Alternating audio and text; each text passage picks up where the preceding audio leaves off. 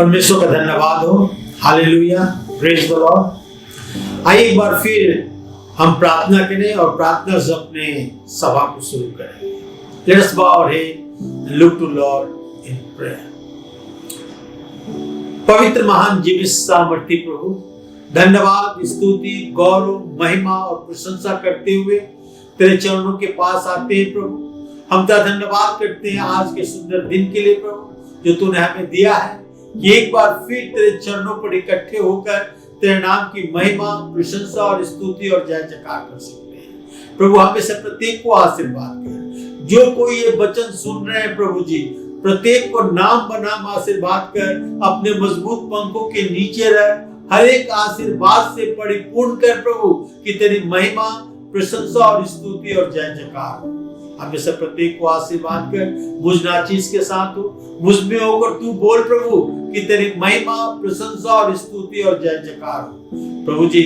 और हम सभी आज के आत्मिक भोजन प्राप्त करने वाले हो सके। सारी गौरव, महिमा, प्रशंसा तुझे देते हुए ये प्रार्थना अपने उद्धार करता प्रभु यीशु ख्रिस्ट के नाम में चाहते हैं। सुन और ग्रहण कर। आमीन, आमीन। आइए सुबह हम कुछ हिंदी गीत गाएंगे और पहला गीत है मेरो मन लागो मेरो मन लागो।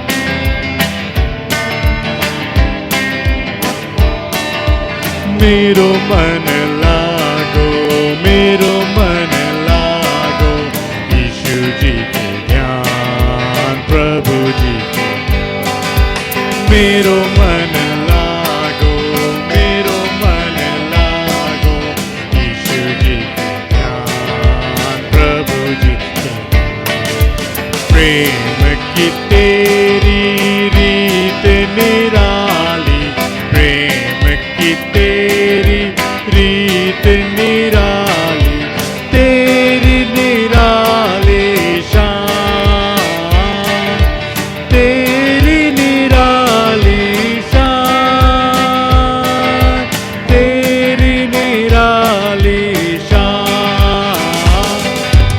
मेरो मन लागो मेरो मन लागो, यीशु जी के ध्यान, प्रभु जी प्रभु कोई तेरी शरण में आया, जो कोई तेरी शरण में आया, बच गए उसके प्राण, बच गए उसके प्राण, बच गए उसके प्राण। मेरो मन लागो मेरो मन लागो, यीशु जी के ध्यान, प्रभु जी के ध्यान। प्रार्थना में जो कुछ तुझसे मांगा, प्रार्थना में जो कुछ तुझसे मांगा, पूरे किए अरमान, पूरे किए अरमान, पूरे किए अरमान। मेरो मन लागो मेरो मन लागो, यीशु जी के ध्यान, प्रभु जी जिसने तेरा दामन छुआ, जिसने तेरा दामन छुआ, पाई शिफा उसिया, पाई शिफा उसिया, पाई शिफा उसिया। मेरो मन लागो मेरो मन लागो, यीशु जी के ध्यान, प्रभु जी के विनती हमारी सुनिए यीशु जी, विनती हमारी सुनिए यीशु जी, दीजिए अपना ज्ञान, दीजिए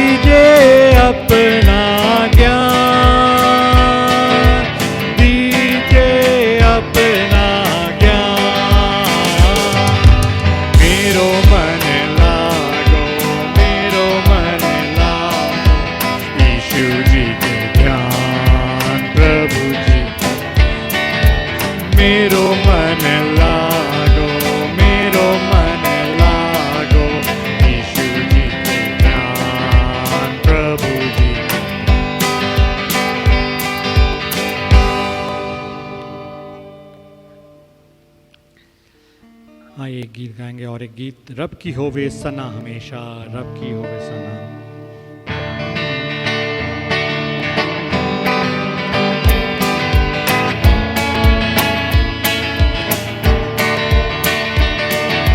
रब की होवे सना हमेशा, रब की होवे सना,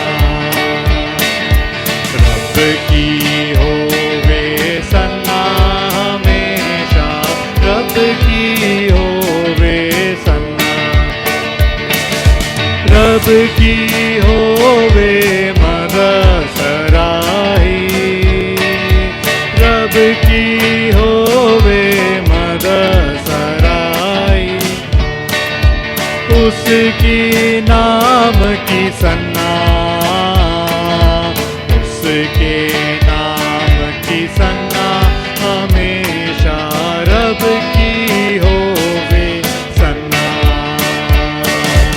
रब की होवे सन्ना हमेशा, रब की होवे सन्ना, रब के घर में होवे सिताए, रब के घर में होवे सिताए, उसकी हम दो सन्ना, उसकी हम दो सन्ना हमेशा, रब की हो हे सन्ना, रब की होवे सन्ना हमेशा, रब की होवे सन्ना, कामों में है वो कैसा कामिल, कामों में है वो कैसा कामिल, उसकी कुदरत बता, उसकी कुदरत बता हमेशा, रब की होवे सन्ना, रब की होवे सन्ना हमेशा, रब की हो सन्ना, जो से फूको नसींगे, जय के जो से फूको नसींगे, बरबत बीन बजा, बरबत बीन बजा हमेशा, रब की हो ते सन्ना, रब की होवे सन्ना हमेशा, रब की होवे सन्ना, तारदार सांझों पर रागीनी छेड़ो, तारदार सांझों पर रागीनी छेड़ो, डफ और तबले बजा, डफ और तबले बजा हमेशा, रब की होवे सन्ना, रब की होवे सन्ना हमेशा, रब की होवे सन्ना, बांसुली पर सुना सुरे सुरीली,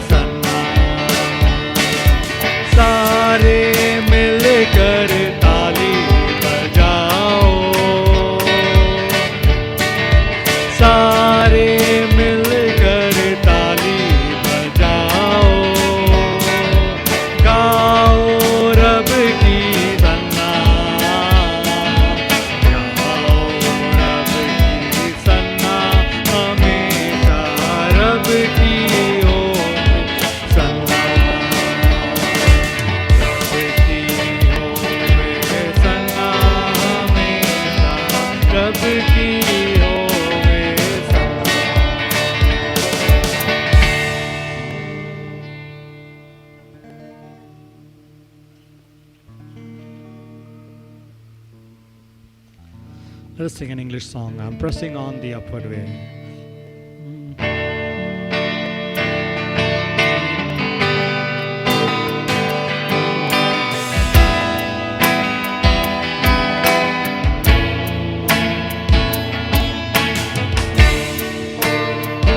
I'm pressing on the upward way. New hearts I'm gaining every day. Still praying and I'm onward bound. Lord, plant my feet on higher ground. Lord, lift me up and let me stand by faith on heaven. They will land a higher plane than I have found. Lord, plant my feet on higher ground. There's no desire to stay where doubts arise and feel dismay. Though some may dwell where these abound, my prayer, my aim is higher ground. Lord, lift me up and let me stand by faith on heaven. Table land a higher plane than I have found.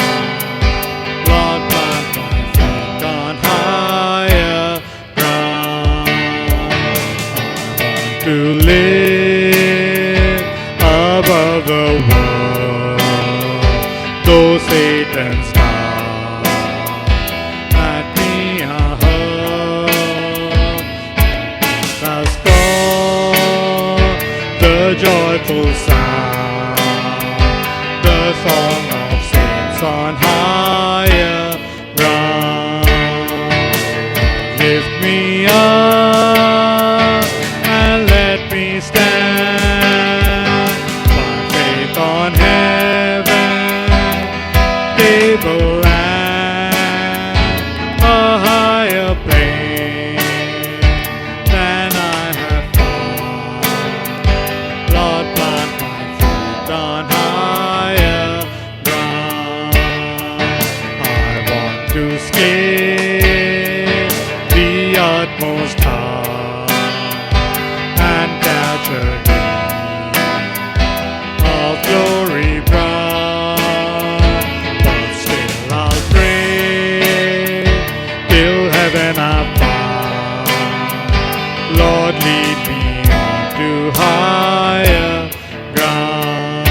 Lord, lift me up and let me stand by faith on heaven. Table land a higher plane than I have found. Lord, plant my feet on higher ground. आज हम परमेश्वर के वचन से देखेंगे मत्ती रचित सुसमाचार 7 अध्याय के 21 से 29 पर। Matthew chapter 7 verse 21 through 29। यहाँ इस प्रकार लिखा हुआ है, जो मुझसे हे प्रभु कहता है, उनमें से हर एक स्वर्ग के राज में प्रवेश न करेगा, परंतु वही जो मेरे स्वर्गीय पिता की इच्छा पर चलता है। उस दिन बहुत से लोग मुझसे कहेंगे, हे प्रभु, क्या हमने तेरे नाम से भविष्यवाणी नहीं की और तेरे नाम से दुष्टात्माओं को नहीं निकाला और मैं तेरे नाम से बहुत आश्चर्यजनक काम नहीं किए? तब मैं उनसे खुलकर कह दूंगा, मैं तुमको कभी नहीं जानता। हे कुकर्म करने वालों, मेरे पास से चले जाओ, इसलिए जो कोई मेरी ये बातें सुनकर मानता है वो उस बुद्धिमान मनुष्य के समान ठहरेगा जिसने अपना घर चट्टान पर बनाया। और मैं बरसा, बाढ़ें आई और आंधियां चली और उस घर से टकराई, फिर भी वो नहीं गिरा क्योंकि उसकी नींव चट्टान पर डाली गई थी। परंतु जो कोई मेरी बातें सुनता है और उन पर नहीं चलता वह निर्बुद्धि मनुष्य के समान ठहरेगा जिसने अपना घर बालू पर बनाया। मैं बरसा, बाढ़ें आई, आंधियां चली और उस घर से टकराई और वो गिरकर सत्यानाश हो गया। जब प्रभु यीशु ये बातें कह चुका तो ऐसा हुआ कि भीड़ उसके उपदेश से चकित हुई, क्योंकि वो उन शास्त्रियों के समान नहीं परंतु अधिकारियों के समान उपदेश देता था। आज का मेरा विषय है, विश्वास सब दरवाजे को खोल देता है। विश्वास सब दरवाजे को खोल देता है। Faith that opens doors. Faith that opens door. क्या आप कभी किसी महान काम को करने की इच्छा रखते हैं? क्या आपने कभी कोई महान काम का इच्छा करने का बात आपके मन में आया है? हो सकता है आप किसी मिशनरी, किसी पास्टर या किसी के जीवन को देखकर उसके समान काम करने की इच्छा रखते हो। आप अपने इस ड्रीम को न छोड़ें। आपके हृदय में परमेश्वर की ओर से ये ड्रीम, ये स्वप्न लाया जाता है। उसकी पुकार बहुधा हमारी इच्छा के द्वारा आती है। परमेश्वर ये पुकारता है तो वो बातें हमारी इच्छा के द्वारा आता है। वो अपनी इच्छा हम पर जबरदस्ती नहीं थोपता। परमेश्वर अपनी इच्छा को जबरदस्ती हम पर नहीं थोपता। मैं एक लड़की के विषय में बतलाना चाहता हूं। वह एल्बेनियन परिवार में 12 वर्ष की लड़की थी जो महसूस की कि परमेश्वर ने उसे बुलाया है। वो महसूस की कि उसे मिशनरी बनकर परमेश्वर के प्रेम को फैलाना है।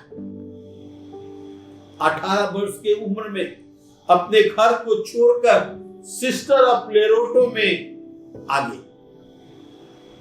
वो सेंट मेरी हाई स्कूल कलकत्ता में काम करने लगी। परंतु उस स्कूल के बाहर रोड के किनारे गरीब लाचारों को देखकर और पढ़ाई के काम को छोड़कर और उनकी सेवा में, उनकी सहायता करने में अपने जीवन लगा दी। वो साधारण सी लड़की का नाम मदर टेरेसा था। आगे चलकर उसे मदर बोला गया जो उसका नाम टेरेसा था। और आज उसके द्वारा स्थापित किया हुआ मिशनरीज ऑफ चैरिटी दुनिया के कई देशों में, करीब 40 देशों में काम कर रहा है। नोबेल पीस अवार्ड पाने वाली मदर टेरेसा को सब उसकी सेवा के कारण जानते हैं। मगर शुरुआत हुआ, उसके मन में इच्छा हुई कि वो परमेश्वर के प्रेम को फैलाना चाहती है। और ये ड्रीम, इस इच्छा को वो अपने जीवन में जागृत रखी और आज संसार के 40 देशों में उनकी सेवा हो रहा है। गरीब, लाचार, भूखे, बीमार लोगों की सेवा मिशनरी ऑफ चैरिटी कर रही है।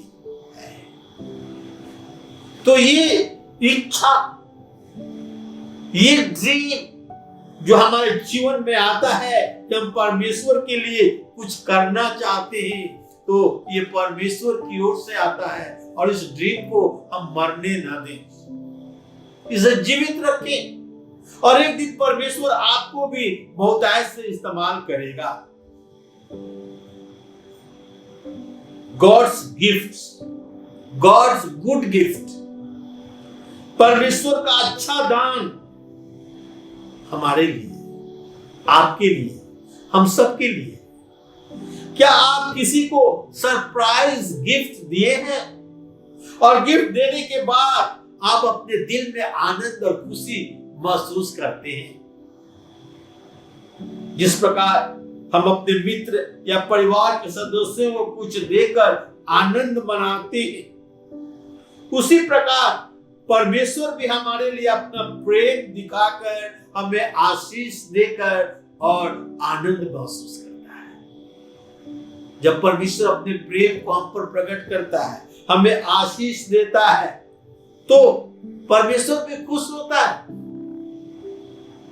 कि हमारे लिए कुछ किया।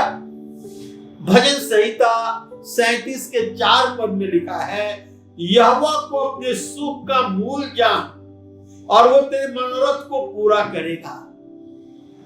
यहोवा को अपने सुख का मूल जान और वो तेरे मनोरथ को पूरा करेगा। हमारे मन में बहुत इच्छा रहता है, बहुत बातें रहती है जिससे हम पाए, और जब अपने सुख का मूल यहोवा को हम जानते हैं, जब यहोवा के बताए हुए मार्ग पर चलते हैं, तो परमेश्वर हमारी सारी इच्छा को पूरा करता है और परमेश्वर हमें बहुत आशीर्वाद देता है।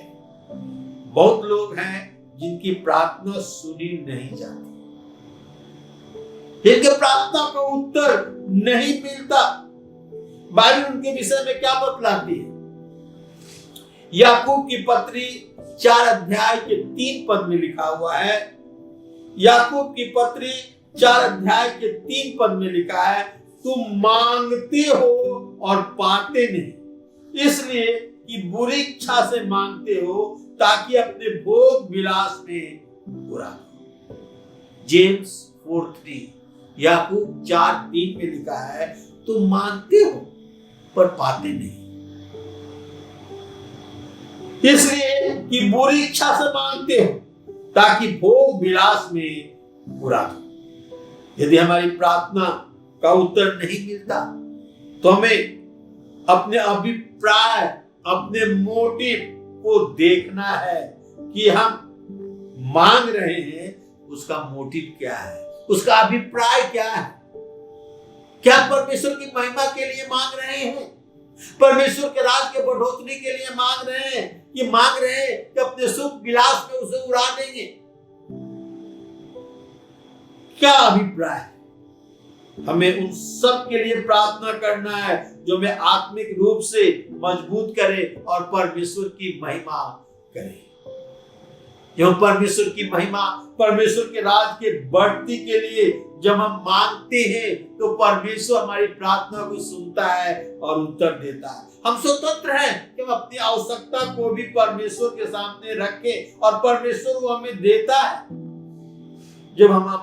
जब हमारा अभिप्राय सही है तो परमेश्वर हमारी प्रार्थना का उत्तर देता है। मत्ती की सुसमाचार 7 अध्याय के 7 और 8 पद में लिखा है, मांगो तो तुम्हें दिया जाएगा, ढूंढो तो तुम पाओगे, खटखटाओ तो तुम्हारे लिए खोला जाएगा, क्योंकि जो कोई मांगता है उसे मिलता है, और जो ढूंढता है वो पाता है, और जो खटखटाता है उसके लिए खोला जाता है। परमेश्वर को पता है, मांगो तो तुम्हें दिया जाएगा। जब हम सभी अभिप्राय से, सही मोटिव से परमेश्वर से हम मांगते हैं तो हमें मिलता है। याकूब 1 अध्याय के 7 पद में लिखा है, क्योंकि हर एक अच्छा वरदान और हर एक उत्तम दान ऊपर से ही है और ज्योतियों के पिता की ओर से मिलता है, जिसमें न कोई परिवर्तन हो सकता है और न अदल बदल के कारण उस पर छाया पड़ती है। कहता है हर कुछ अच्छा वरदान, उत्तम दान ऊपर से यानी परमेश्वर की ओर से ही आता है। तो हम जब प्रार्थना करते हैं, परमेश्वर हमारी प्रार्थना को सुनता है, परमेश्वर हमारी प्रार्थना को उत्तर देता है। हमारी प्रार्थना का उत्तर पाने का रहस्य यूहन्ना 15 अध्याय के 7 पद में छिपा हुआ है। जॉन 15:7 यूहन्ना 15:7 यहाँ इस प्रकार लिखा है, ये तुम मुझमें बने रहो और मेरी बातें तुझ में बनी रहे, तो जो चाहो मांगो वो तुम्हारे लिए हो जाएगा। प्रभु यीशु मसीह ने कहा, सच्ची दाखलता मैं, तुम मेरी डालियां, और कहते हैं यदि मेरी बातें तुम में बनी रहे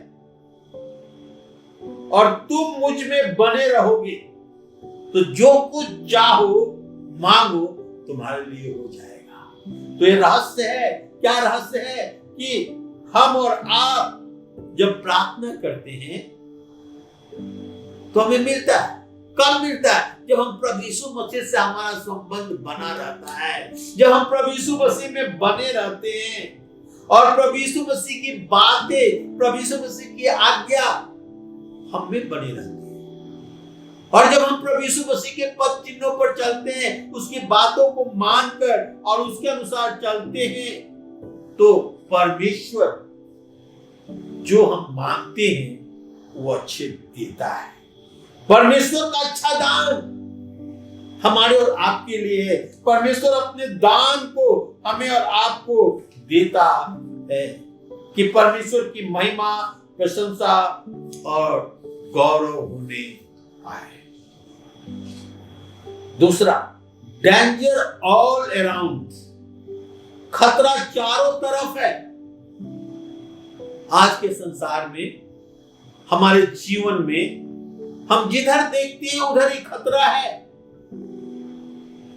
परमेश्वर हमसे प्रतिज्ञा किया है कि वो हमारी अनेक आवश्यकताओं को पूरा करेगा, क्योंकि हम उसके लिए जीवन बिताएं।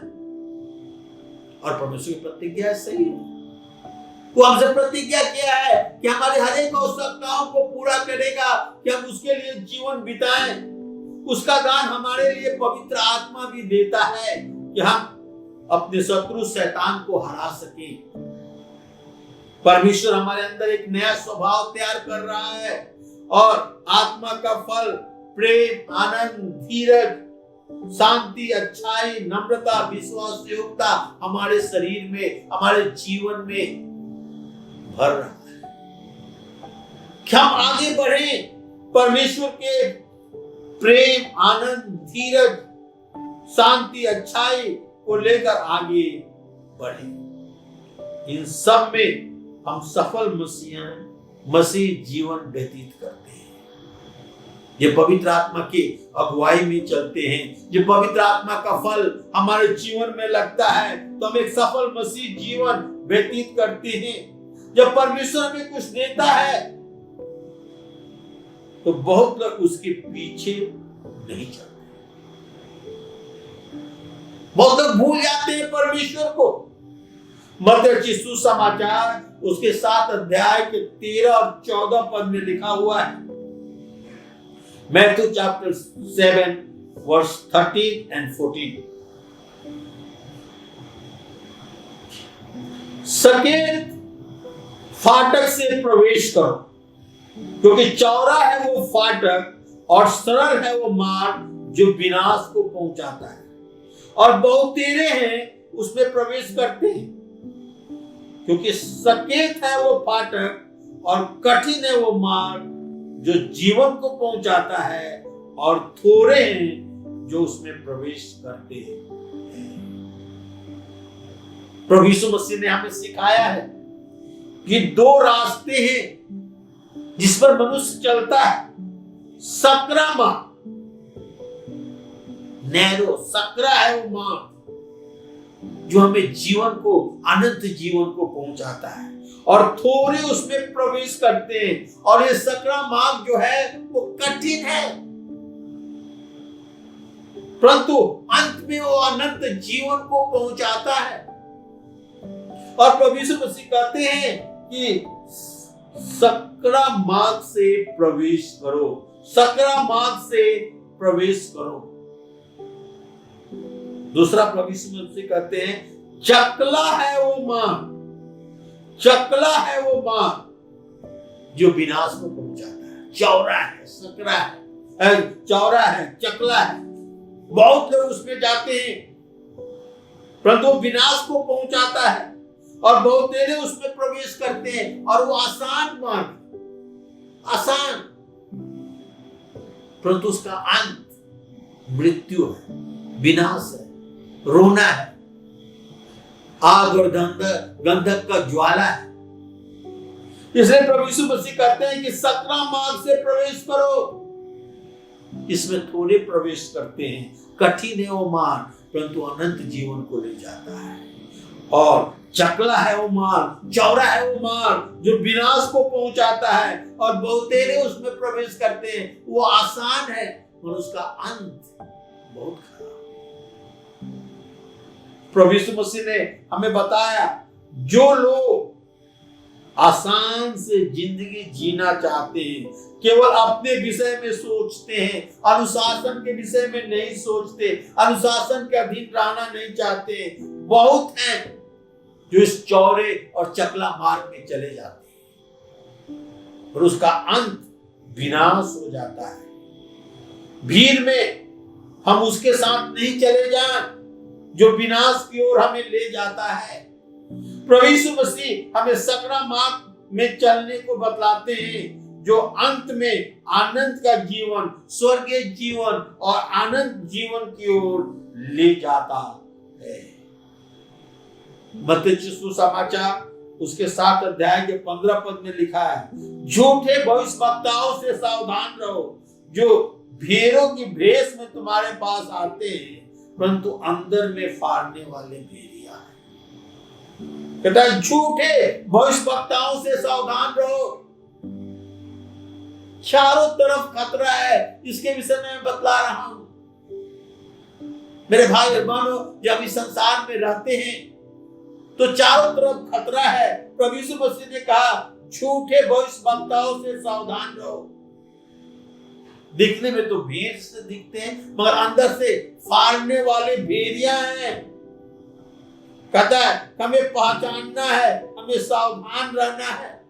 मत्ती 7 अध्याय के 16 से 20 पद में लिखा है, उनके फलों से तुम उन्हें पहचान लोगे, क्योंकि लोग झाड़ियों से अंगूर या ऊंट कटारों से अंजीर तोड़ते हैं, इसी प्रकार हर एक अच्छा पेड़ अच्छा फल लाता है और निकम्मा पेड़ बुरा फल लाता है। अच्छा पेड़ बुरा फल नहीं ला सकता और न निकम्मा पेड़ अच्छा फल ला सकता है। जो पेड़ अच्छा फल नहीं लाता वो काटा और आग में डाला जाएगा। इस प्रकार उनके फलों से तुम पहचान लोगे। हम कैसे झूठे भविष्यवक्ताओं को पहचान लेंगे? प्रभु यीशु मसीह ने उदाहरण दिया कि जो ऊंट कटारे हैं, जो झाड़ियां हैं, उनसे तुम अंगूर अंजीर नहीं तोड़ते, वे अच्छा फल नहीं ला सकते। मगर जो अच्छा फल है, पेड़ है, वो अच्छा फल लाता है। कहता है तुम उनके फलों से पहचान लोगे। तो हमारे चारों तरफ जो खतरा है, हम कैसे पहचानेंगे? उनके फलों से पहचान लेंगे। मगर एक विश्वासी के अंदर पवित्र आत्मा का फल प्रेम, आनंद, धीरज, शांति, अच्छाई, नम्रता, विश्वास, योग्यता होता है। ऐसे लोग परमेश्वर के लोग होते हैं और आत्मा का फल उनके जीवन में लगता है और हम उन्हें आत्मा के फल से पहचान लेंगे। तो जब हमारे चारों तरफ खतरा है तो हमें पहचानना है। हम देखते हैं झूठे भविष्यवक्ताओं से सावधान रहो जो भेड़ के भेष में तुम्हारे पास आते हैं, परंतु अंदर में फाड़ने वाले भेड़िया हैं। मत्ती 7 अध्याय के 21 पद में लिखा है, जो मुझसे हे प्रभु कहता है, उनमें से हर एक स्वर्ग के राज में प्रवेश ना करेगा, परंतु वही जो मेरे पिता के इच्छा पर चलता है। जो मुझसे हे प्रभु कहता है, उनमें से हर एक स्वर्ग के राज में प्रवेश न करेगा, परंतु वही जो मेरे स्वर्गीय पिता की इच्छा पर चलता है। हमें स्वर्गीय पिता की इच्छा पर चलना है, हमें परमेश्वर की इच्छा पर चलना है, परमेश्वर के वचन तो परमेश्वर के अनुसार हमें चलना है। जब हमारे चारों तरफ खतरा है तो हमारी ध्यान परमेश्वर पर लगा रहे, जो सिद्ध करता है। यीशु की ओर ताकते रहो, हमारा ध्यान प्रभु यीशु मसीह पर लगा रहना चाहिए। और तीसरा मैं बताना चाहता हूं, बी वाइज नॉट फुलिश। बुद्धिमान बनो, निर्बुद्धि नहीं। बुद्धिमान बनो, निर्बुद्धि नहीं। इसी 7 अध्याय में प्रभु यीशु मसीह ने, जो मत्ती के सुसमाचार 7 है, उसके 24 से 29 पद मैं आपके सामने पढ़ रहा हूं। यहां इस प्रकार लिखा है, मैथ्यू चैप्टर 7 वर्स 24 to 29। इसलिए जो कोई मेरी ये बातें सुनकर मानता है, वो उस बुद्धिमान मनुष्य के समान ठहरेगा जिसने अपना घर चट्टान पर बनाया। और बेवर्षा बाढ़ें आई, आंधियां चली और उस घर पर टकराई, फिर भी वो नहीं गिरा, क्योंकि उसकी नींव चट्टान पर डाली गई थी। परंतु जो कोई मेरी ये बातें सुनता है और उन पर नहीं चलता, वो निर्बुद्धि मनुष्य के समान ठहरेगा जिसने अपना घर बालू पर बनाया। और बेवर्षा बाढ़ें आई, आंधियां चली और उनसे टकराई और वो गिरकर सत्यानाश हो गया। जब प्रभु यीशु मसीह ये बातें कर चुका तो ऐसा हुआ कि भीड़ उसके उपदेश से चकित हुई, क्योंकि वो उनके शास्त्रियों के समान नहीं परंतु अधिकारी के समान उपदेश देता था। Be wise not foolish. बुद्धिमान बनो, निर्बुद्धि नहीं। प्रभु यीशु मसीह यहां उदाहरण देते हैं, कहते हैं पहला हमें प्रभु यीशु मसीह की बातें सुनकर मानना है। बुद्धिमान वही है जो प्रभु यीशु मसीह की बातें सुनते हैं और उन्हें मानना है। दूसरा, हमें प्रभु यीशु मसीह की बातों को सुनकर और उन पर चलना है, एक्शन। केवल बातें सुनना नहीं है, बातें सुनकर मानना है और उस पर चलना है। सुनना महत्वपूर्ण है, इसके पहले कि परमेश्वर की इच्छा पर चले, उसके इच्छा को हम जाने। इसलिए परमेश्वर के वचन को सुनना है, जानना है। परमेश्वर के लिए जीने के लिए हम उसके वचन को जानना है और समझना है। परमेश्वर का वचन हमारे लिए जीवन का अलग तस्वीर बतलाता है। हमारे देखने, हमारे सोचने, हमारे चलने, हमारे विचार करने की बातों को वो अलग तरीके से परमेश्वर का वचन हमें बतलाता है और समझाता है। परमेश्वर का वचन हमारे जीवन को बदल देता है। जब हम बाइबल के इतिहास को देखते हैं तो हम पाते हैं कि जो परमेश्वर के वचन पर चलते थे उन्होंने आशीष पाई, और जो परमेश्वर के वचन पर नहीं चलते थे वो नाश हो गए। तो हम जब परमेश्वर के वचन को सुनते हैं, हमें मानना है और चलना है, क्योंकि प्रभु यीशु मसीह ने कहा, जो मुझसे हे प्रभु कहता है, उनमें से हर एक परमेश्वर के राज में प्रवेश नहीं करेगा, परंतु वही जो मेरे पिता की इच्छा पर चलता है।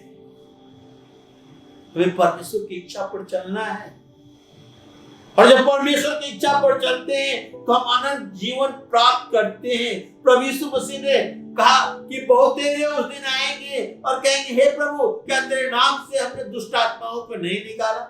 क्या तेरे नाम से हमने भविष्यवाणी नहीं की? क्या तेरे नाम से हमने चंगाई नहीं किया? प्रभु यीशु मसीह ने कहा कि मैं उनसे साफ कह दूंगा कि हे बेविचार करने वाले, हमसे दूर चले आओ, मैं तुझे कभी नहीं जानता। वे लोग हैं जो परमेश्वर के वचन को तो सुनते हैं पर मानते नहीं, सुनते हैं पर चलते नहीं। और प्रभु यीशु उनसे कह देगा कि मैं तुझे नहीं जानता। हम देखते हैं यहां पर प्रभु यीशु मसीह ने कहा कि जो कोई मेरे वचन को सुनता है और उन पर चलता है वो उस बुद्धिमान की नाई है जो अपना जमीन चुना, वो पत्थर चुना, चट्टान चुना और उस पर नींव डालकर और अपने घर को बनाया। पहला कुरिन्थी 2 अध्याय के 12 से 14 पद हम पढ़ेंगे। पहला कुरिन्थी 2 अध्याय के 12 से 14 पद। परंतु हमें संसार की आत्मा नहीं, परंतु आत्मा पाया जाता है जो परमेश्वर की ओर से है, और हम उन बातों को जाने जो परमेश्वर हमें दी है, जिसको हम मनुष्य के ज्ञान की सिखाई हुई बातों में नहीं, परंतु आत्मा के सिखाई हुई बातों में, आत्मिक बातों में मिलकर सुनते हैं। परंतु शारीरिक मनुष्य परमेश्वर की आत्मा की बातों को ग्रहण नहीं करता, क्योंकि वे उसके दृष्टि में मूर्खता की बातें और न वो जान सकता है, क्योंकि उसकी जांच आत्मिक रीति से होती है। कहता है परंतु हम इस संसार की आत्मा हमें नहीं है, हमें आत्मिक आत्मा है, हमें पवित्र आत्मा है और हमें परमेश्वर के आत्मा की बातों को सुनना है।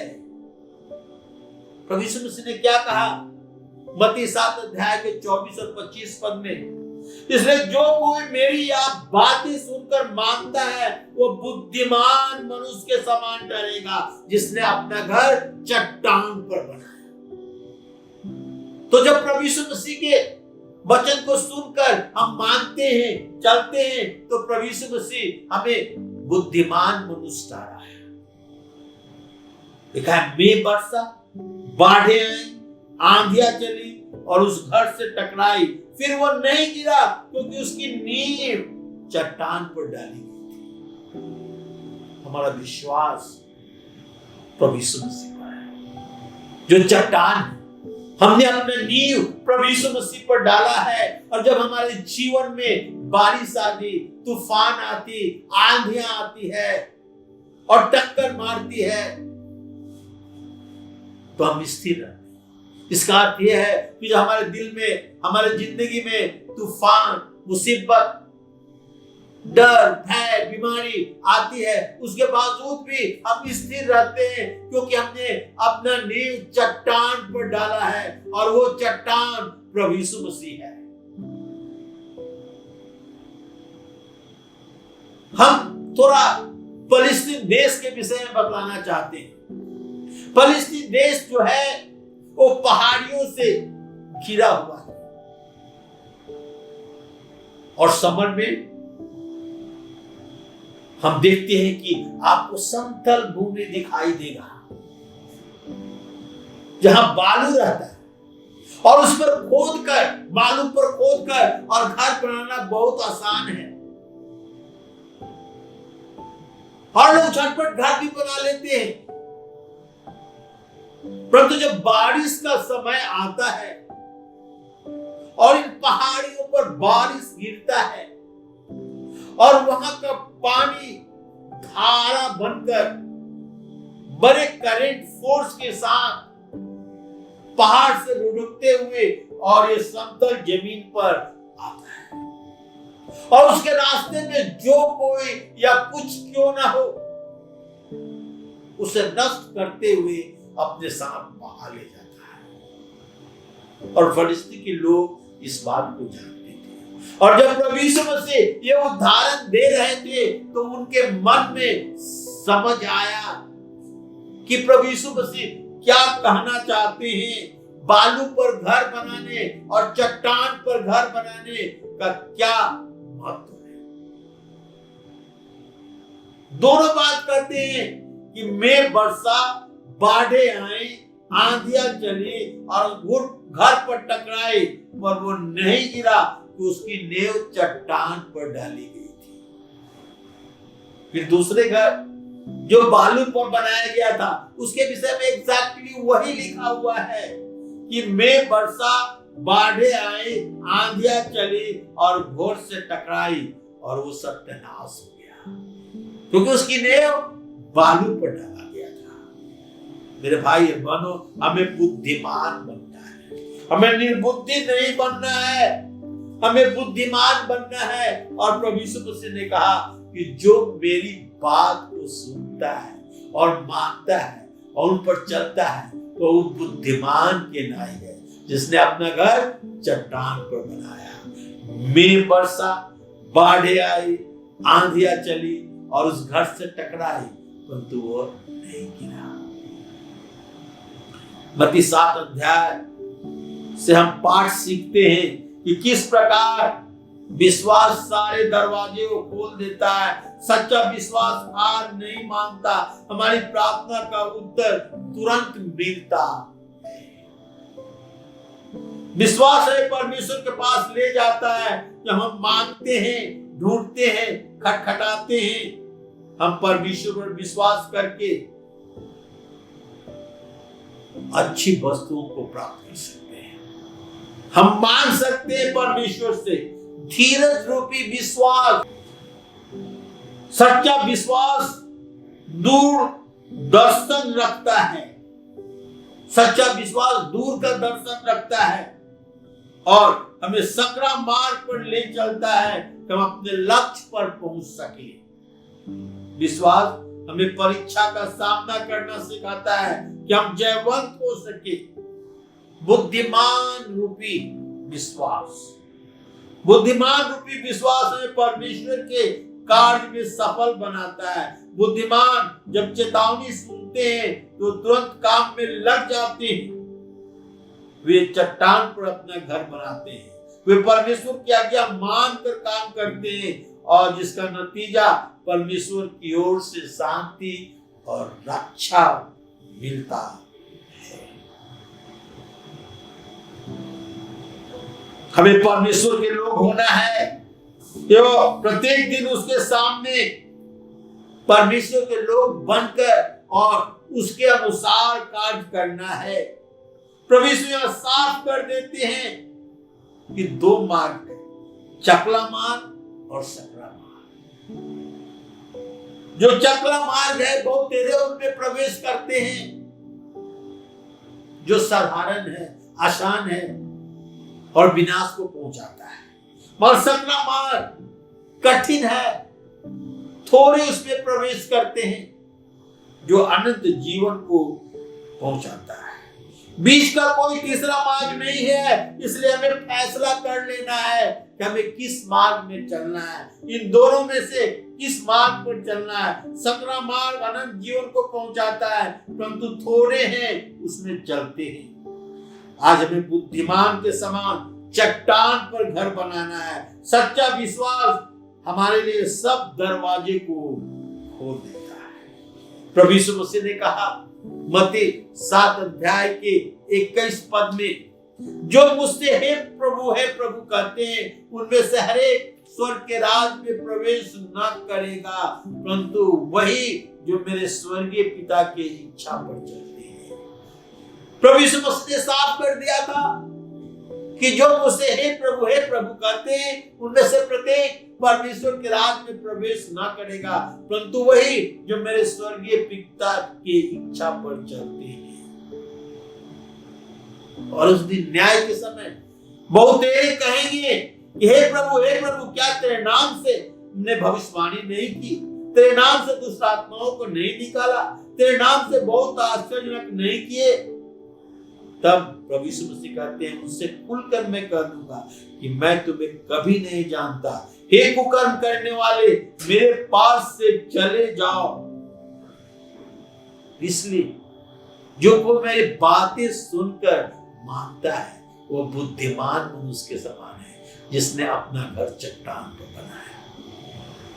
हम अपने आप को जांचे आज कि हम किस मार्ग पर चल रहे हैं, हम अपने अपने विश्वास का घर कहां बनाए हैं। प्रभु यीशु मसीह जो चट्टान है, क्या हमारा विश्वास उन पर है? लिखा है कि बारिश आई, मेघ बरसा, बाढ़ आई, तूफान चला और टकराया, और जो घर चट्टान पर बनाया गया था वो स्थिर रहा, नहीं गिरा। और फिर उसके विषय में जो घर बालू पर बनाया गया था, उसके विषय में वही कहा गया है कि मेघ बरसा, बाढ़ें आई, आंधियां चली और वो घर से टकराई और वो गिरकर सत्यानाश हो गया।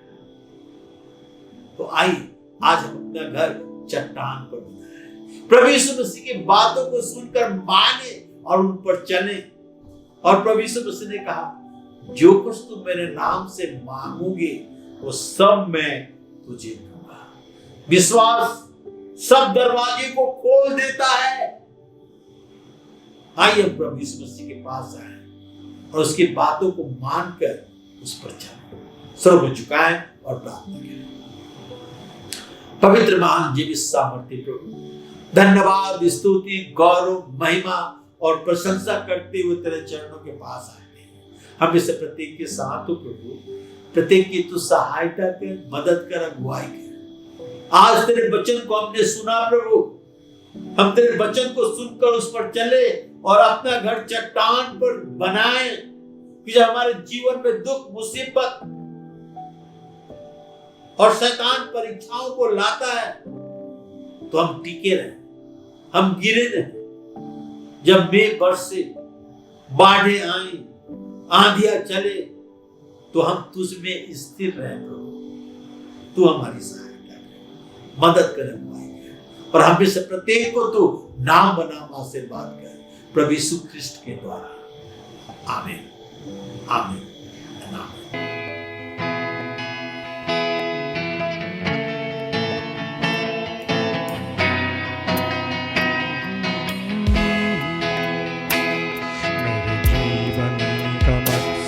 तू है मेरे जीने का कारण, तू है मेरे जीवन का मकसद, तू है मेरे जीने का कारण, तू है। मैं जीऊं या मरूं वो तेरे लिए है, तू मेरा प्रभु। जीवन का मकसद तू है, मेरे जीने का कारण तू है। मेरे जीवन का मकसद तू है, मेरे जीने का कारण तू है। पिछला सब भूल कर मैं आगे दौड़ा चलूं, जो मेरे लिए धन था उसको मैं त्याग दूं। पिछला सब भूल कर मैं आगे दौड़ा चलूं, जो मेरे उसको मैं त्याग दूं। कि मैं पाऊं से पुरस्कार, दौड़ा मैं जाऊं। कि मैं पाऊं से पुरस्कार, दौड़ा मैं जाऊं। मैं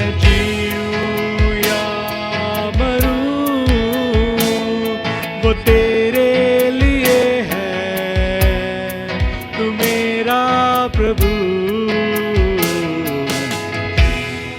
का मकसद तू है, मेरे जीने का कारण तू है। मेरे जीवन का मकसद तू है, मेरे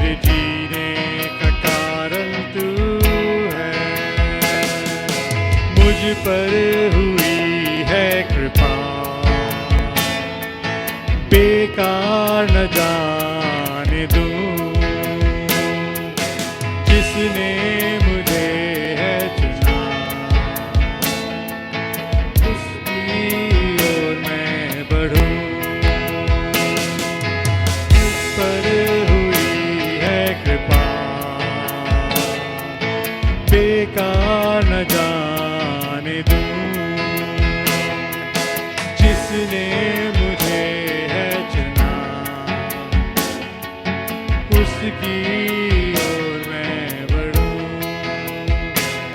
देखूं तेरी सलीब पे खींचा मैं जाऊं,